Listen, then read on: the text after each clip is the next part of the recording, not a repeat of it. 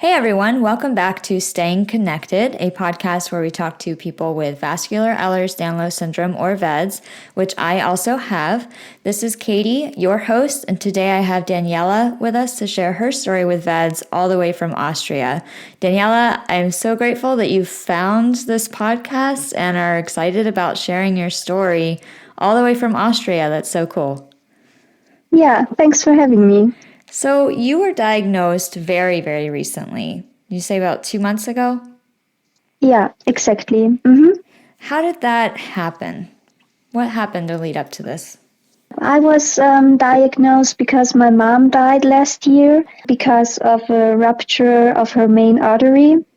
And we have quite a history. My mom had a bone rupture when she was 25 years old. And I had a dissection of my carotids when I was 26 years old. And I always had the feeling that there's something wrong, but doctors always told me, no, you don't have anything. That's quite common for women. Maybe the arteries are a little bit weaker, but that doesn't matter.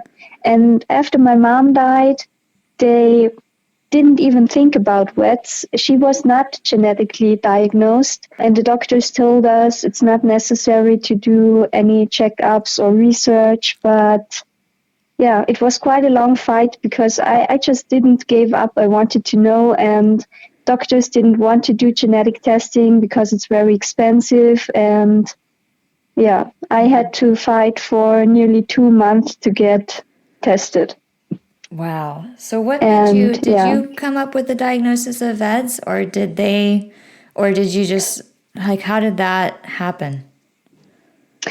When my mom died, it was really totally unexpected for us and for her, of course. And all I could do was research. So I spent really a lot of hours and nights doing research.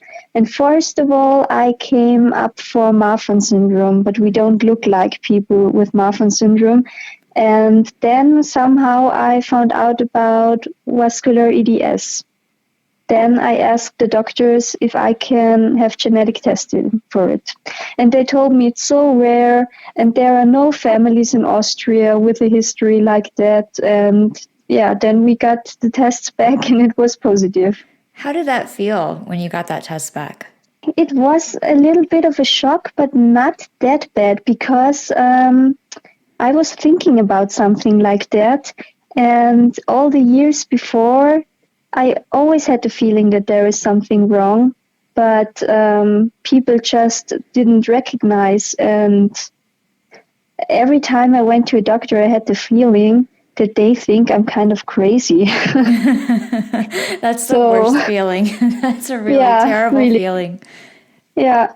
And for me, it was good to know because I have a lot of friends who told me I would not want to know, but for me, it's a really good feeling because now I can react quicker if there is anything wrong. Because back in 2010, when I had the dissection of the carotids, it took me a few days to go to the hospital because the symptoms were so strange. First of all, I felt dizzy for 2 or 3 days, and my doctor told me, so you are 26 years old and you've never had any signs for stroke or anything like that, so don't worry. And then I had the worst headache of my life. And after that, I had really bad pain in my jaw, and I went to the dentist because I thought something is wrong. And he told me, no, there isn't anything. And it took me 4 days until I really had problems with talking. So the words didn't really come right out of my mouth. And half an hour later, I had a little vision disorder, and then I went to the hospital. And they also told me, no, that's not a stroke. Maybe it's a TIA, but could be migraine, so don't worry. Oh my goodness. And they sent me home, and the next day I got to the emergency room again because I really had a bad feeling, and they wanted to send me home because they thought it's migraine. And half an hour before I got home, they told me, let's do an ultrasound. It's really rare, but just to be sure. And then they found out. And now that I have a diagnosis, I would react really much quicker if I have any symptoms like that. So I feel a little bit safer because of the knowledge that there could be something wrong and I could react immediately. Just knowing that those life-threatening Yeah. complications are possible Yeah. or likely. So what did they do when they did find that carotid dissection?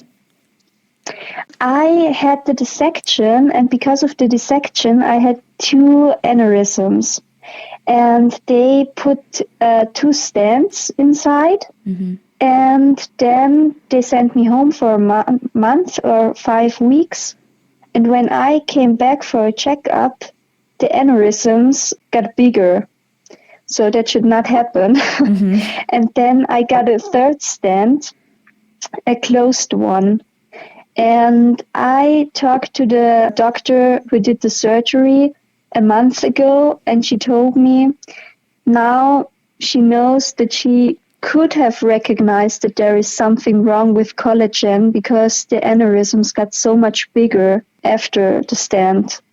But I was so young and it's so rare, so they did not thought about anything like that.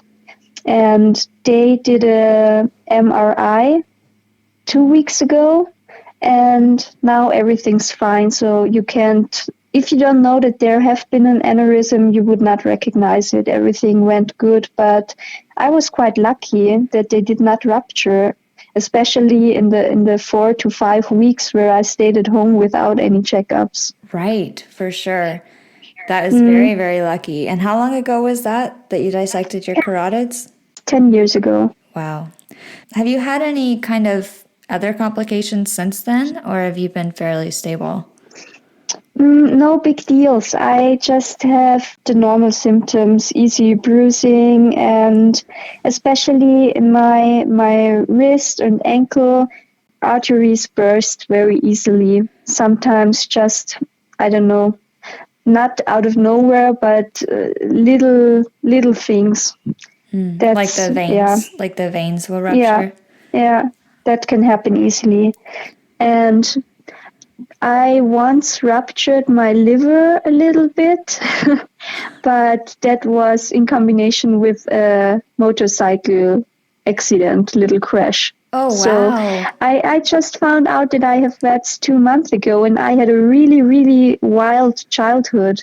So in my when I was little, I started horseback riding when I was 3 years old, and I own 3 horses. So there's always something happening. And I was driving motorcycles for, 10 years. And looking back, I'm really lucky to survive everything.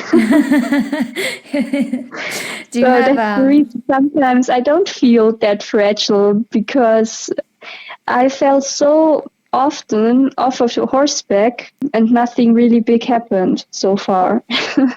And the carotid dissection also wasn't out of the blue. First of all, I had quite a lot of osteopathic treatment with my neck, and in the hospital they told me that's not very healthy.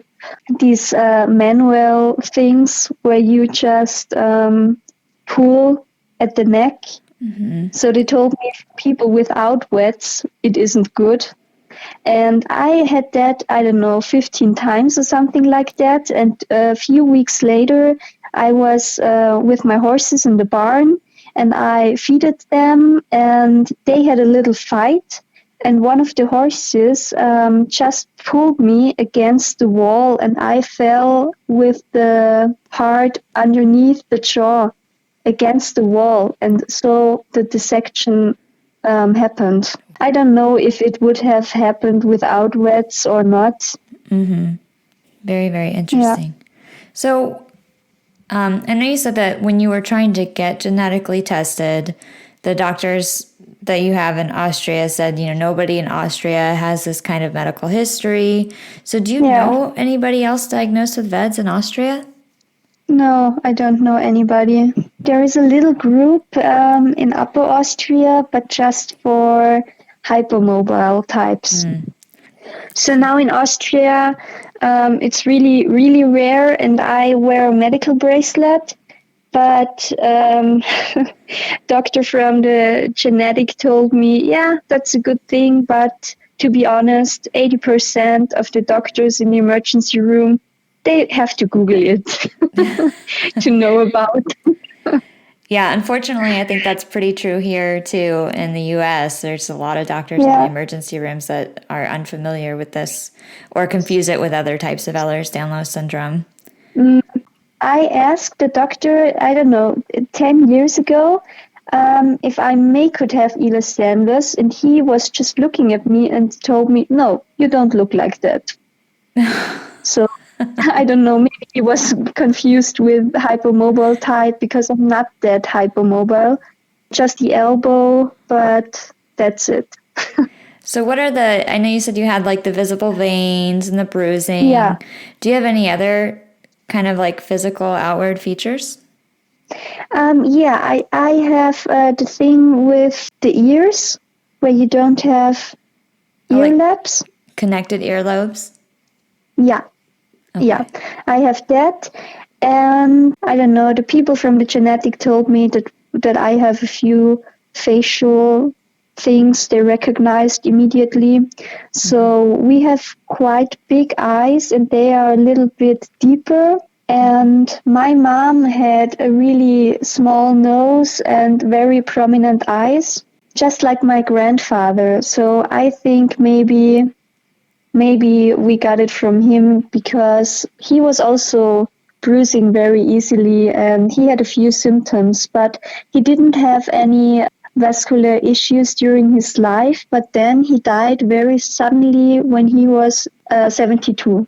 What did he die of? We don't know. He just didn't feel good. He told my grandmother, and then he went to sleep and he woke up, and then he was breathing very hardly, and then he died. But we don't know. And in Austria, this was 15 years ago when he died. He was 72 years old. They don't take a closer look, so old people die. That's it. So the doctor said maybe it was a heart attack or something like that. But yeah, Do you have children? just fewer kids, only dogs and horses and cats. Have you so one of the things that happened when I was diagnosed is like I never wanted kids myself, and it finally gave me a reason to say definitively, like, to have a doctor take me seriously when I would tell them that I didn't want to have kids. Have you ever wanted to have kids? No, I did not. And I don't know why. Maybe, I don't know. I told my mother because she always wanted that I get pregnant.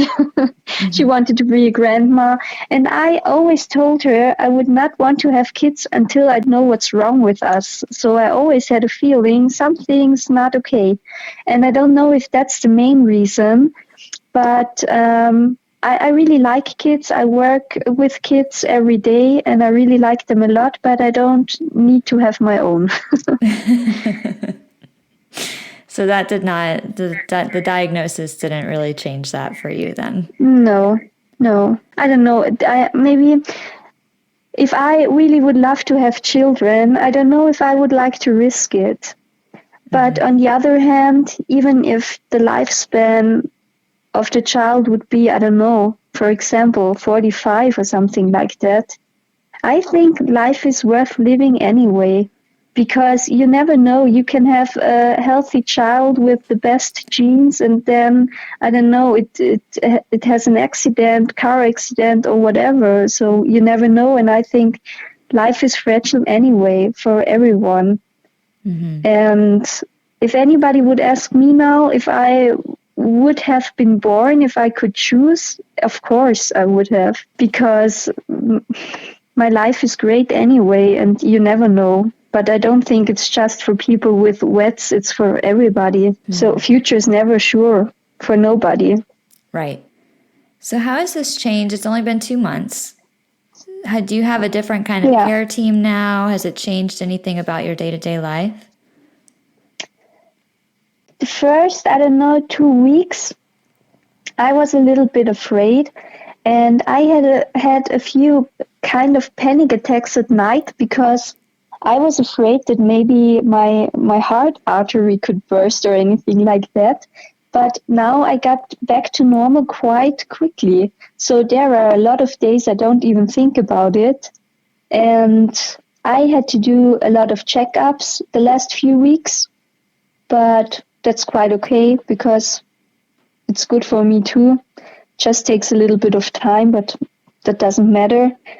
And I don't know, 10 years ago when I had the dissection of the carotids, that changed my life a lot because I was so young. I was only 26 years old.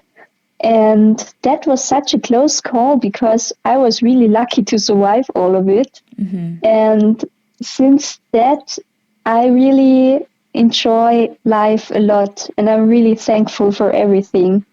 I have to say that doctors in the hospital were not really very empathic because I had these two aneurysms. And I remember on a Friday night, I asked one of the doctors if they do an emergency surgery, if anything goes wrong, even on weekends. And he told me, no, we don't do, because if the aneurysms rupture, we can't do anything for you. We won't even get you to do surgery. But that's really a nice kind of dying because you only get a little bit dizzy and sleepy, and that's it. And I thought, yeah, great. But I'm only 26 years old and I just don't want to die. And they were really not very sensitive. And I was really afraid. I thought, I'm not sure if this really ends in a good way. And after all, things went out really good. And nothing from that day on was just going back to business for me. So that's, yeah, it was 10 years ago, but I still enjoy every sunset and every new morning and swimming in the lake and time with my family and my animals and everything. Mm-hmm. I think a lot more than other friends or family members do. Yeah, it really puts your life into perspective when things like that happen. Yeah. And now with VEDS, I'm quite happy to know because I can do checkups. I can react really quickly if anything is wrong. And my family, my friends, even some people at work, they know about because it's safer for me. And even in the hospitals, they know about because it's a genetic disease. It's quite uncommon that doctors know about. So they don't want to publish it for hospitals. But I told them I want to publish it. So when I have an emergency and maybe I can't speak for myself, I want them to know. Mm-hmm. And that's really safe for me. And everything else is, I don't know, not in my hands. So that's all I can do. I tried really hard to get celiprolol because of the study they did in Switzerland. I thought it's a good thing. And I take a very high dose of vitamin C, 3 grams per day. Mm-hmm. And yeah, that's everything I can do. And that's it. So it all comes down to the controlling what you can and then letting go of the rest. Exactly. Yeah. I just don't want to sit at home for the next 20 years being afraid. So that's not a life for me. Mm-hmm. And some of my friends told me, don't you want to sell your horses because it's dangerous, you know? And I just told them, no, I don't want to because I grew up with horses. Horses are my life and they make me so happy. And I don't want to give up on everything that's fun for me and don't go on vacation, no traveling anymore and sitting at home just waiting for the next, I don't know, bad things to come. So I don't want to. I don't want that the diagnosis stops me from living. So a friend of mine told me, maybe you just travel, I don't know, to Germany or maybe Croatia where there is a really good hospital nearby. And I told them, no, I don't want to. I've been in countries with a really bad medical treatment like Romania the last few years and nothing happened. And I really like to visit the United States again because I've been there last year. And if something happens on a flight from Munich to Phoenix, where you fly for, I don't know, 14 hours, then it has to be that way. But I don't want to sit at home for the rest of my life and don't see anything of the world again. Because that's just a normal thing for me, because there are a few things I can do on my own and I do them, so that's okay for me. And the rest of it, yeah, life is fragile for everybody. Anything can happen anytime for everybody. And I really have a trust in life itself, and I don't think it's so important how long we live. Maybe it's 50 years or 60 or 68 or whatever. I think it's really important to enjoy it and to be thankful and to be happy. And you can live up to 100 years and you have a super boring life and you are unhappy, and I don't want that. So I don't think it's a matter of years. Yeah. What a great outlook. Is there anything that, you're very newly diagnosed. Is there anything else that you want the listeners to know about, or, somebody else newly diagnosed? I think it's also a good thing to be diagnosed because you can be updated on science, because I think genetic therapy and nanotechnology, they improve very quickly. And I had email contact with a few genetic therapists in the United States, in London, in Japan, because I studied journalism, and doing research is really my thing. Mm-hmm. And I got in contact with a lot of doctors all over the world, and they told me they can cut the COL3A1 gene with CRISP method out, and they can write another protein instead. But they just do it in one cell and not the whole organism. But we don't know what will happen in 2 years, in 5 years, maybe in 10 years. So I think it's really important not to lose hope, because everybody has in his mind that it's a very rare genetic disease and there is no healing and there is no treatment. But I think that's just the point of view from today. But we don't know what will happen. So it's very important not to lose hope and not to have such negative thoughts, and do not limitate yourself in your lifespan, or do not read too much statistics, because these are just numbers. Mm-hmm. And I think it's very important to stay positive. There is so much science development, and things can get really quick better, and they can find out things in one day we don't even know. And maybe in 5 years, there are so much more opportunities. That's a great point. And that's something that, having a diagnosis, you can get involved in research studies. And, there are several, like you said, there's several researchers around the world that are working on this. And that's a great point, is to just keep your hopes up, because there are people out there. Especially in my mutation, the lifespan average is just 34 years. But I don't get crazy about this because it's an average, And if just take a look at soccer, if someone is pulling the ball on the left side and someone is pulling the ball on the right side, somebody in average made a goal. So I think that's really just numbers. We don't know what kind of people they took for their statistic, And I think there are so many people out there with VEDS who have never been diagnosed. And maybe some of those people, they reached a lifespan from maybe 70 years and they never get diagnosed. So these people are not in the statistic. So I don't think we should focus so much on these numbers because they only limit our thinking, and they are just scary and nothing else. And it's a rare disease, so there are not so many people all over the world to make a really good statistic. And that really scared me the first days of my research after I've been diagnosed. And I thought, oh my God, that's really bad.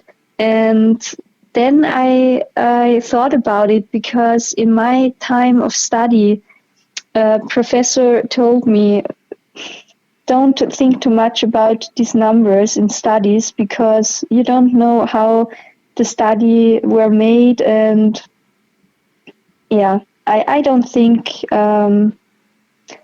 maybe these were really heavy cases. And like my granddad, if he had VEDS, and I really think so, he died at the age of 72, and nobody would ever have diagnosed him because in Austria 15 years ago, he was an old man. It was totally normal to suddenly die in your 70s. And there can be a lot of people we don't know. And maybe if they all were tested, then the average lifespan would be another. Yeah, that's a great perspective. Thank you so much for coming on and sharing your story so soon after diagnosis. Yeah. Yeah, I really like your podcast a lot. So it helped me really because I didn't feel that alone because it's such a rare disease and I don't know anybody else here in Austria. And I was listening to your podcast a lot after I've been diagnosed. And I think it's really a good thing. And that's the reason I wanted to share my story too. Thank you so much. That really means a lot.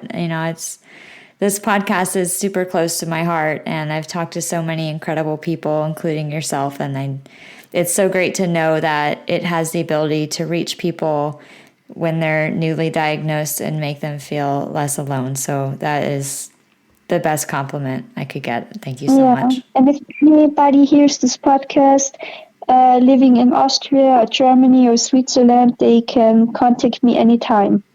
So if you are one of those people, feel free to reach out to me on the contact page of my website on the podcast site, and I will work to get you connected with Danjela. Thank you so much again, Danjela, and thank you everybody for listening. This was so cool interviewing somebody all the way from Austria, just amazing, and I really appreciate everybody listening. New episodes come out on the last Sunday of every month, so go ahead and hit that subscribe button, share that podcast with other people you know, and we'll talk to you soon.